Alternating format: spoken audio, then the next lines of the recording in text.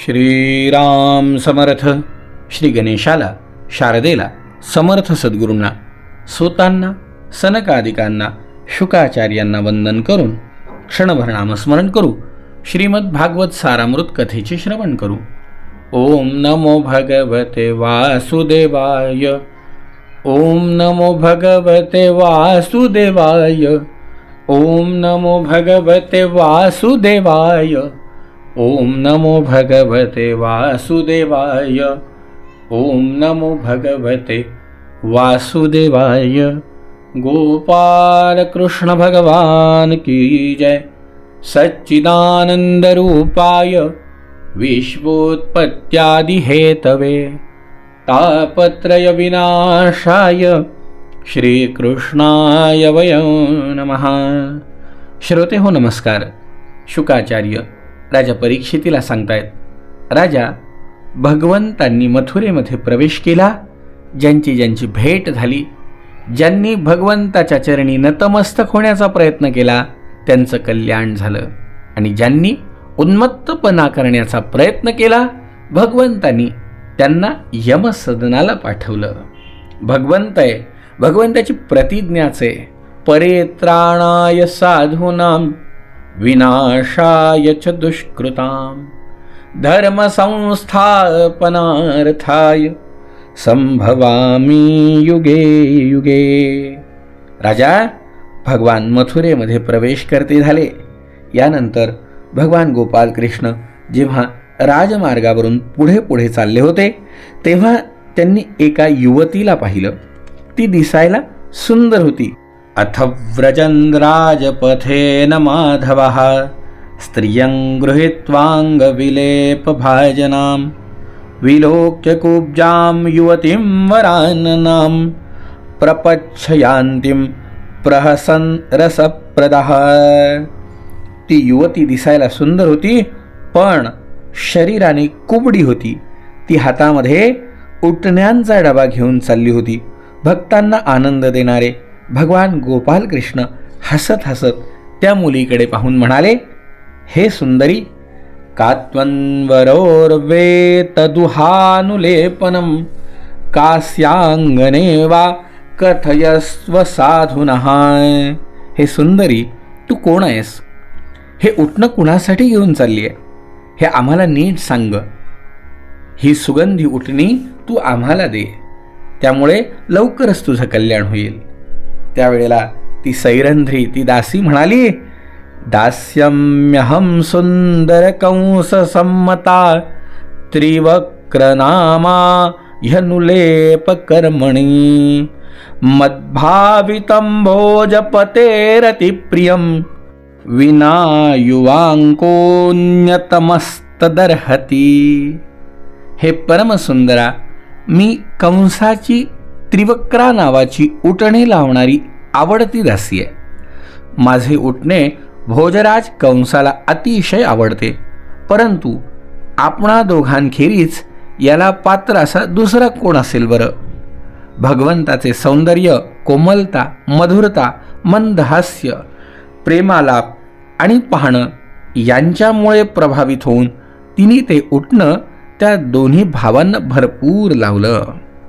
तेव्हा स्वतःच्या शरीराच्या रंगाखेरीज वेगळ्या रंगाचं उटणं अंगाला लावल्यामुळे ते आणखीनच सुंदर दिसू लागले. भगवंताला ते उटणं लावलं, भगवंताला नटवलं. मंडळी, खरंच आहे, आपण भगवंताला जे जे अर्पण करू ते भगवंत पुन्हा आपल्याला समर्पण करतो ना, ते या कथेतनं शिकण्यासारखं आहे. भगवंत प्रसन्न दिसायला लागले. कुब्जेनी त्यांना आरसा दाखवला. त्रिवक्रेने तो आरसा जेव्हा दाखवला, त्यावेळेला प्रसन्नो भगवान कुब्जाम त्रिवक्राम रुचिराननाम रुज्वीं कर्तुन्मनश्चक्रे दर्शयन् दर्शने फलम. भगवान त्या कुब्जेवर प्रसन्न झाले. आपल्या दर्शनाचे प्रत्यक्ष फळ दाखविण्यासाठी त्यांनी 3 ठिकाणी वाकड्या परंतु सुंदर चेहऱ्याच्या कुब्जेला सरळ करण्याचा मनामध्ये विचार केला. मग काय हो, भगवंतानी आपल्या पायांनी कुब्जेची पावलं दाबून धरली आणि 2 बोटांनी हनुवटी धरून तिचं शरीर किंचितस वर उचललं, एक झटकन झटका दिला. तत्क्षणी तिचं सर्व अंग सरळ झालं. मुकुंदाच्या स्पर्शाने, भगवंताच्या स्पर्शाने ती अतिशय सुंदर लावण्यवती स्त्री झाली. रूप, गुण आणि औदार्याने संपन्न झालेल्या तिच्या मनात भगवंताशी मिलन व्हावं अशी तत्क्षणी इच्छा उत्पन्न झाली. त्यांच्या शेल्याचे टोक पकडून हसत हसत ती त्यांना म्हणाली, इहि वीरगृहं यामो नत्वाम त्यक्तुमि होत्सहे. हे वीरा, या आपण घरी जाऊ. मी आपणास इथे सोडू इच्छित नाही, कारण आपण माझे चित्त विचलित केले. हे पुरुषोत्तमा, या दासीवर प्रसन्न व्हा. जेव्हा बलरामांच्या देखत कुब्जेने अशी विनवणी केली, तेव्हा श्रीकृष्ण बरोबरीच्या गोपाळांकडे पाहत हसत हसत तिला म्हणाले, हे सुंदरी, तुझे घर हे माणसांची काळजी मिटवणारे आहे. मी माझे कार्य पूर्ण करून तुझ्या घरी नक्की येईल. आमच्यासारख्या बेघर वाटसरूंना तुमच्यासारख्यांचाच तर आधार आहे. अशा प्रकारे गोड गोड बोलून त्यांनी तिला निरोप दिला. ते जेव्हा बाजारपेठेत पोहोचले, तेव्हा तेथील व्यापाऱ्यांनी त्यांचे आणि बलरामांचे विडे, फुलांचे हार, चंदन आणि निरनिराळे नजराणे देऊन पूजन केले. त्यांच्या दर्शनाने हृदयात प्रेमाचा आवेग उत्पन्न झालेल्या स्त्रियांचे भान हरपत होते. त्यांची वस्त्र, आंबाडे आणि हातातली काकणं शिथिल होत होती आणि त्या एखाद्या चित्रातील मूर्ती वाटत होत्या. स्तब्ध उभं राहून भगवंताचं निरीक्षण करत होत्या. यानंतर नगरातील लोकांना धनुष्याचे ठिकाण विचारित भगवान गोपाल कृष्ण त्या ठिकाणी जाऊन पोहोचले. तिथे त्यांनी इंद्रधनुष्याप्रमाणे असलेले एक अद्भुत धनुष्य पाहिले. त्या मौल्यवान धनुष्याची पूजा केली होती आणि पुष्कळचे सैनिक त्याच्या रक्षणाकरता ठेवलेले होते. रक्षकांनी मनाई करूनही गोपालकृष्णांनी बळजबरीने ते धनुष्य उचलले. सगळ्यांदेखतच त्यांनी ते धनुष्य डाव्या हाताने सहज उचलून त्याला दोरी लावली आणि एका क्षणात दोरी ओढून बलवान उन्मत्त हत्तीने ऊस जसा कडकन मोडावा तसं ते धनुष्य कडकन मधोमध मोडलं. जेव्हा धनुषो भज्यमानस्य शब्दखंगरोदसी दिशः पूरयामास यंश्रुत्वा कंसस्त्रासमुपागमात. जेव्हा धनुष्य खडकन मोडल्याचा आवाज आला, तेव्हा त्या आवाजाने आकाश, पृथ्वी आणि दिशा दुमदुमून गेल्या. तो आवाज ऐकून कंससुद्धा भयभीत झाला. यावर धनुष्याचे रक्षण करणारे अविचारी रक्षक साथीदारांसह त्यांच्यावर अतिशय चिडले आणि त्यांनी त्यांना पकडण्याच्या इच्छेने पकडा, बांधा म्हणत वेढा घातला. त्यांचा दुष्ट हेतू जाणून बलराम आणि भगवान गोपालकृष्णांनी सुद्धा आपला संताप व्यक्त करत धनुष्याचे तुकडे उचलून त्यांची पिटाई करण्यास सुरुवात केली. त्यांना मारायला सुरुवात केली. त्याच तुकड्यांनी त्यांनी कंसाने जी सेना पाठवली होती तिचा सुद्धा संहार केला. यानंतर ते यज्ञशाळेच्या मुख्य दरवाजातून बाहेर आले आणि आनंदाने मथुरा नगरीचे वैभव पाहत फिरू लागले. पुढे पुढे फिरत असताना या दोन्ही भावांच्या अद्भुत पराक्रमाची गोष्ट जेव्हा नगरवासियांनी ऐकली आणि त्यांचे तेज, साहस, अनुपम रूप पाहिलं, तेव्हा हे दोघंजण कोणीतरी श्रेष्ठ देव असावेत असा मनोमन ते विचार करायला लागले. अशा प्रकारे स्वच्छंदपणे फिरत असताना सूर्यास्त झाला. नंतर गोपाळांसमवेत रामकृष्ण नगराच्या बाहेर जिथे छकडे होते तिथे परत आले. लक्ष्मी आपणास मिळावी असे इच्छिणाऱ्या इतरांचा त्याग करून लक्ष्मीने ज्यांना आपले निवासस्थान बनवलं, राजा त्याच पुरुषभूषण श्रीकृष्णांचे अंगोपांगाचे सौंदर्य मथुरावासी पाहत होते. भगवान इकडे येतेवेळी व्रजातील गोपी विरहातुर होऊन मथुरावासियांबद्दल जे जे काही बोलल्या होत्या ते सर्व मथुरेत खरं ठरलं. सगळी मथुरा भगवान गोपाल कृष्णांच्या मोहात पडली. सगळी मथुरा भगवान गोपाल कृष्णांच्या प्रेमात पडली. त्यानंतर रामकृष्णांनी हातपाय धुवून दुधाची खीर आदी पदार्थांचं भोजन केलं आणि कंसाचं मनोगत जाणून घेऊन त्या रात्री ते तिथेच आरामात झोपी गेले. जेव्हा कंसस्तु धनुषो भंगम रक्षिणां स्वबलस्य च वधम निशम्य गोविंद रामविक्रीडितं परम. कंसाने असं ऐकलं की कृष्णरामांनी धनुष्य तोडलं, त्याचे रक्षक आणि त्यांच्या मदतीसाठी पाठवलेले सेनेचा सुद्धा संहार केला आणि हे सर्व म्हणजे त्यांचा एक खेळ होता. तेव्हा तो अतिशय घाबरला. त्या दुर्बुद्धीला रात्री उशिरापर्यंत झोप आली नाही. जागेपणी आणि स्वप्नात सुद्धा त्याला मृत्यूचं सूषक पुष्कळशे अपशकून दिसू लागले.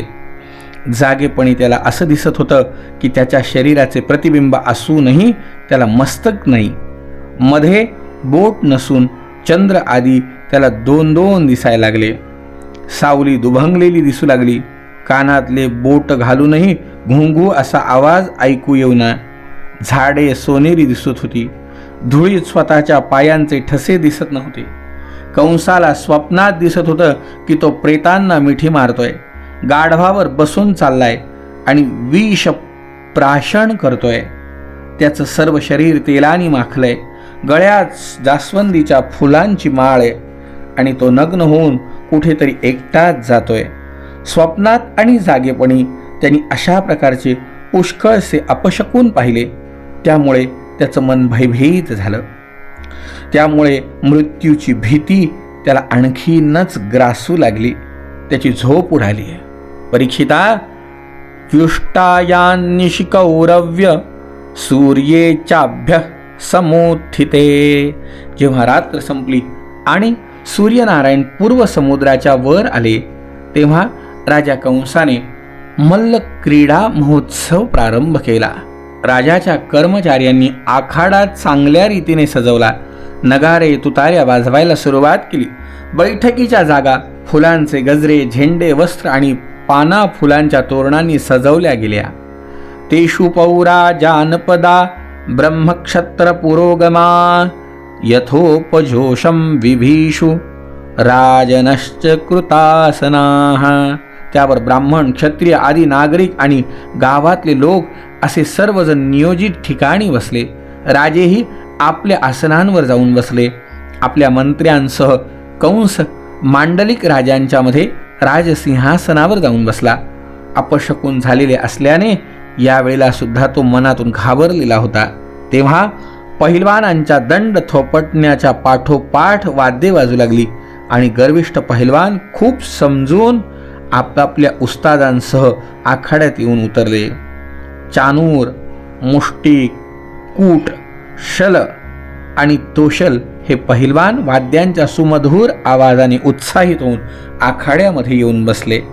त्याच वेळेला भोजराज कंसाने बोलावलेले नंद आदी गोप राजाला नजराणे देऊन एका मंचकावर जाऊन बसले. राजा पुढे भगवंतानी या सगळ्यांचा उद्धार कशा प्रकारे केला उद्याच्या भागात श्रवण करू.